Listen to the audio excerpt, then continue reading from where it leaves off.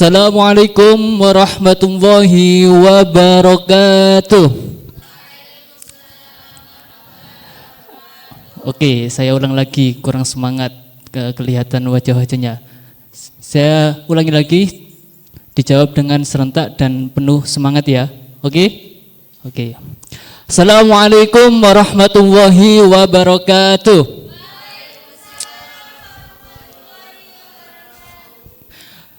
Gimana kabarnya anak-anak hari ini? Apa ada yang gelisah atau semangat? Gelisah. Kenapa gelisah? Belum makan, sama saya juga belum makan. Ya.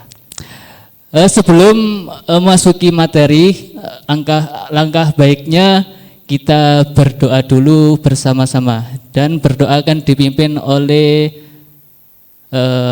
Mas Jazuli.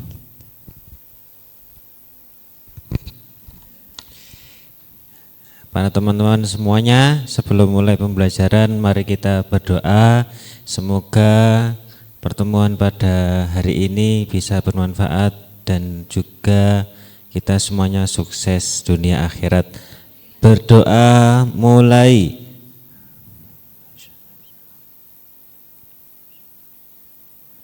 Berdoa selesai. Oke, terima kasih kepada Ananda Jazulia. Sebelumnya kemarin siapa yang masih ingat pembahasan di minggu lalu? Nah, apa? Minggu lalu pembahasan apa? Wudu. Oke. Jadi pembahasan minggu kemarin yaitu wudu dan sekarang akan membahas membahas sholat fardu. Apa sih Pak sholat fardu? Ada yang tahu?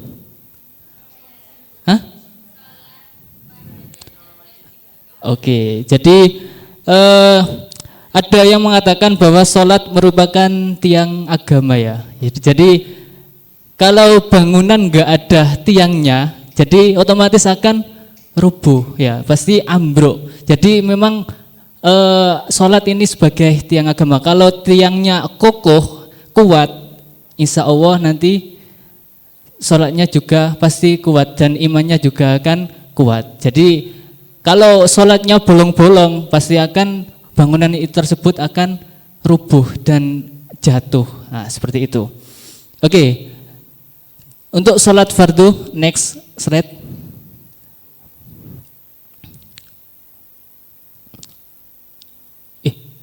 Coba banter ya. Jadi tujuan pembelajaran untuk materi fikih ya, untuk pelajaran sholat fardu. Yang pertama yaitu mampu menjelaskan syarat wajib dan syarat sah sholat. Jadi saya minta adik-adik, jadi silakan nanti dipahami, diperhatikan nanti untuk harus bisa menjelaskan tentang syarat wajib dan syarat sah sholat. Dan kedua ada menyebutkan rukun-rukun sholat secara runtut. Terus yang ketiga yaitu mengidentifikasi hal-hal yang membatalkan sholat. Dan terakhir adik-adik harus bisa mempraktekkan atau gerakan sholat sesuai rukun dan tumak nina. Boleh dilanjut? Oke. Jadi sebelum syarat wajib sholat, yaitu pengertian sholat fardu. Jadi sholat fardu ini terdiri dari satu hari ada berapa waktu? 5 waktu ya. Yang pertama sholat dari sholat subuh, terus yang kedua sholat duhur, ketiga asar, terus kelima maghrib, dan terakhir isya. Oke. Dan sholat subuh ada berapa rakaat? 2. Siapa yang tadi 10? Sholat apa kalau 10 rakaat? Nah, jadi sholat subuh ada 2 rakaat. Terus yang kedua sholat duhur berapa rakaat? 4. Terus yang ketiga sholat asar berapa rakaat? 4. Terus yang keempat sholat maghrib berapa rakaat? 3. Dan terakhir sholat isya berapa rakaat? 4. Jadi Islam, I-nya isya, S-nya subuh. Oh, bukan ya? Oke, ya seperti itu. Oke, lanjut. Syarat wajib sholat. Oke, syarat wajib sholat yang pertama yaitu beragama Islam. Jadi kalau jadi untuk syarat wajibnya sholat yang pertama harus Islam. Jadi kalau orang Kristen tidak berhak untuk melakukan sholat, ya. Terus yang kedua ada sudah balik, ya.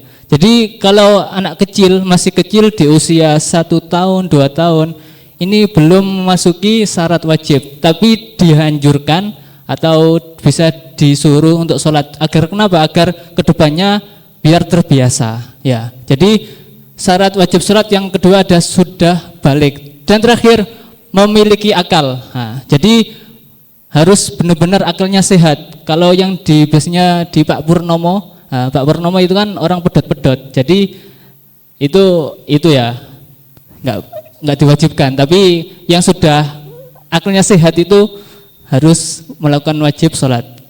Oke, lanjut. Syarat sah sholat. Apa aja syarat sah sholat?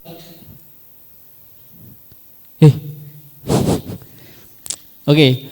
Yang pertama yaitu masuk waktunya sholat. Jadi kalau belum masuk waktu sholat itu tidak boleh sholat dulu. Contohnya sholat duhur. Sampeyan sholatnya jam 10, jam 11 itu bukan dinamakan sholat duhur, tapi sholat duha. Jadi syarat sahnya sholat yaitu memasuki waktu sholat. Terus yang kedua yaitu suci dari hadas. Ya, jadi posisi sholat, Ya untuk melakukan sholat harus suci dari hadas besar maupun hadas kecil. Oke, yang ketiga yaitu suci badan dan tempat dan pakaian. Jadi pakaiannya harus suci dan tempatnya harus suci. Kalau tempatnya kotor itu tidak boleh untuk melakukan sholat. Terus yang keempat menutup aurat dan terakhir menghadap kiblat. Untuk sholat kalau tidak menghadap kiblat yaitu sholatnya tidak sah. Kalau sampean sholatnya menghadap ke timur itu bukan arah kiblat. Jadi kiblat itu enggak harus ke arah barat. Tapi posisi di Indonesia yaitu posisi kiblatnya itu menghadap ke barat. Tapi kalau di Afrika atau di yang lain itu biasanya enggak harus ke barat, sesuai dengan arah kiblatnya di mana. Oke, lanjut. Nah, ini rukun sholat. Rukun sholat yang pertama berdiri bagi yang mampu. Nah, nek sampeyan atau nggak mampu berdiri atau stroke atau naudzubillah ya. Ya. Kalau sakit nggak bisa berdiri itu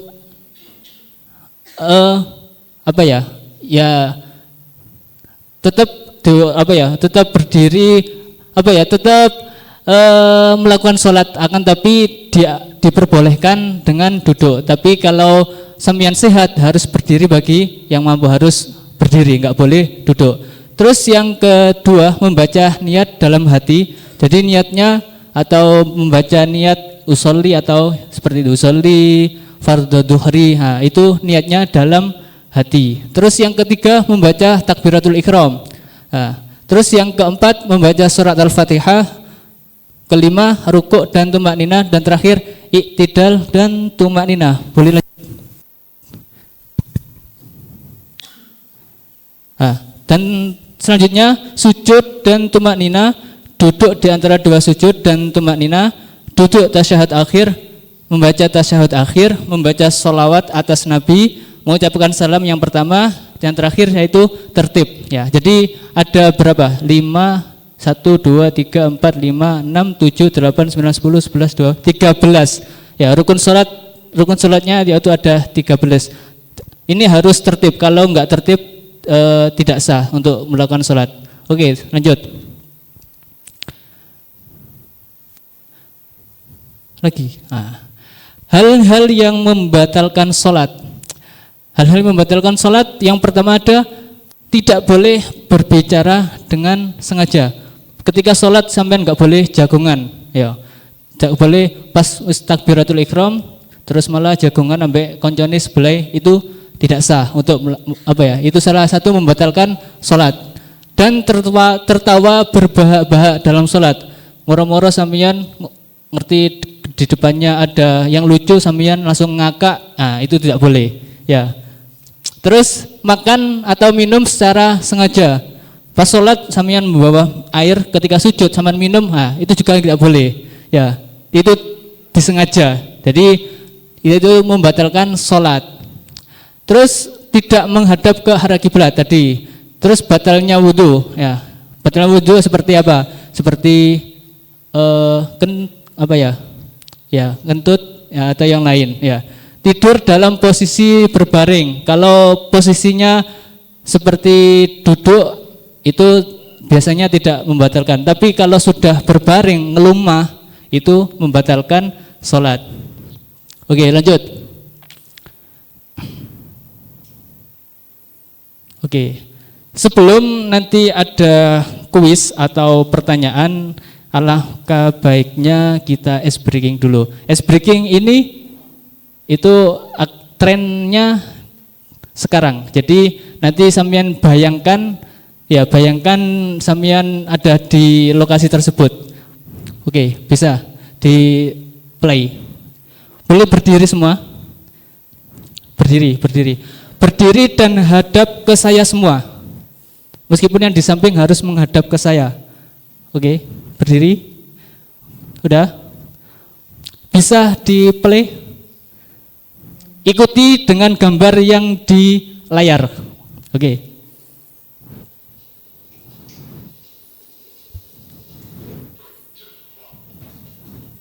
Angkat tangan.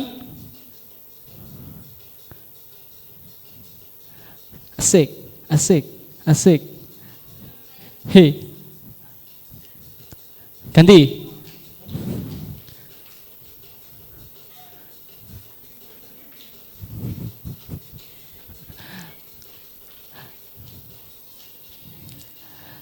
Nafas dulu, nafas.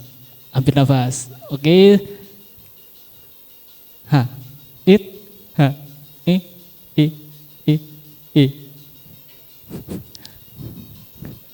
Gak kelihatan. Bayangkan, ya. Bayangkan.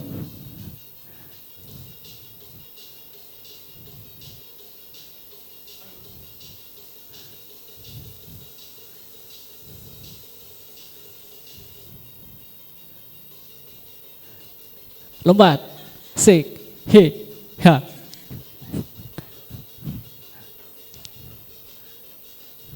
Oh.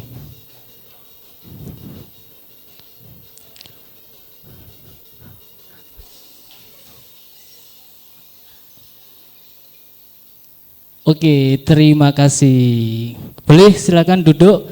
Oke, udah semangat? Udah. Oke. Boleh dilanjut?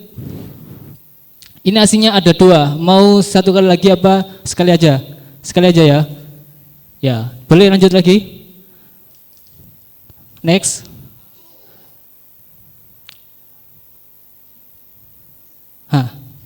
Nanti saya minta teman-teman, saya akan bagi kelompoknya.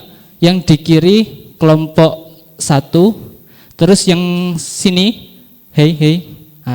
Kelompok 2. Oke, meskipun ini gabung, Mbak Nur gabung sama enggak, ini batasnya kelompok 1 sampai Mbak Iro, terus kelompok 2-nya dari Mbak Nur sampai Mbak Adinda, kelompok dari Ratna sampai Pak Zazuli. Ya. Oke. Bisa bentar. Saya kasih waktu untuk menenangkan pikirannya bentar, biar ambil nafas dulu, ya. Setelah ini saya akan mulai untuk kuisnya. Oke. Boleh di play langsung. Kelompok 1 silakan jawab pertanyaan kuis yang ada di layar. Ayo. Nah, gambar tersebut gerakan sholat apa? Ruko. Silakan di ruko. Oke. Jawabannya benar. Terus kelompok 2. Hei, kelompok 2, silahkan dijawab. Gambar tersebut gerakan sholat apa ini? Duduk, tahiyat, awal apa akhir? Akhir. Oke, jawabannya benar. Oke, selanjutnya kelompok 3. Oke. Nah, ini gambar takbiratul ihram. Oke. Terima kasih untuk teman-teman yang sudah menjawab. Semuanya benar. Ya, cuma 3. Jadi 3 saja. Oke. Jadi bisa dilanjut? Hah? Cepetan nih.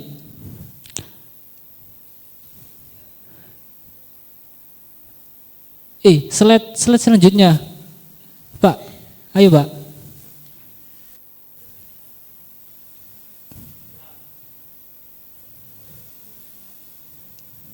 Itu dikecilkan. Bawah. Duh. Ini ketinggalan tadi. Slide-nya yang sebelum kuis. Beyo.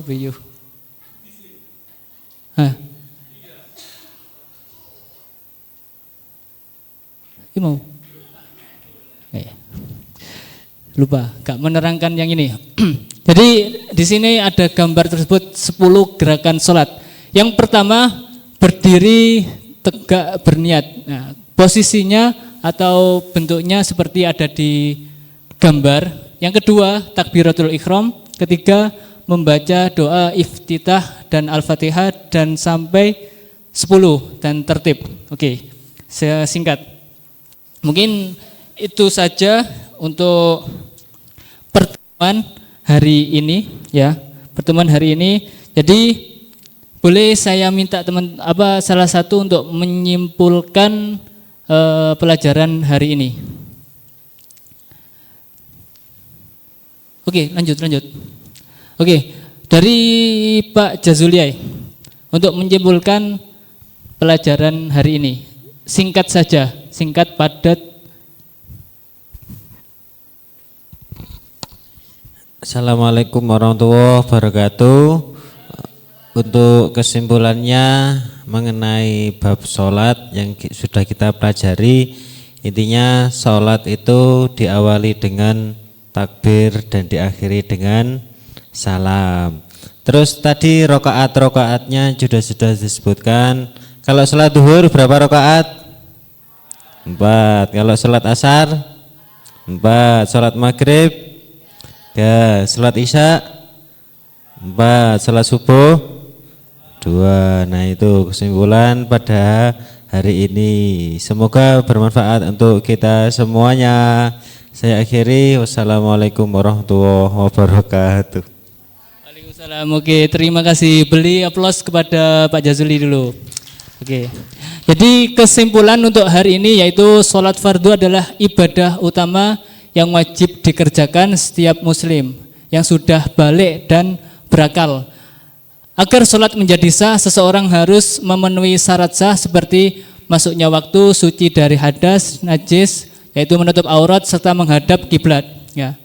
Jadi sholat juga dapat batal apabila dilakukan pelanggaran seperti berbicara dengan sengaja, banyak bergerak, makan dan minum, atau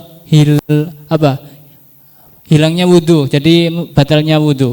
Ya. Saya minta teman-teman sebelum pulang saya minta teman-teman membuat membuat gambaran animasi gerakan sholat di rumahnya masing-masing. Boleh? Oke, bisa diingat ya.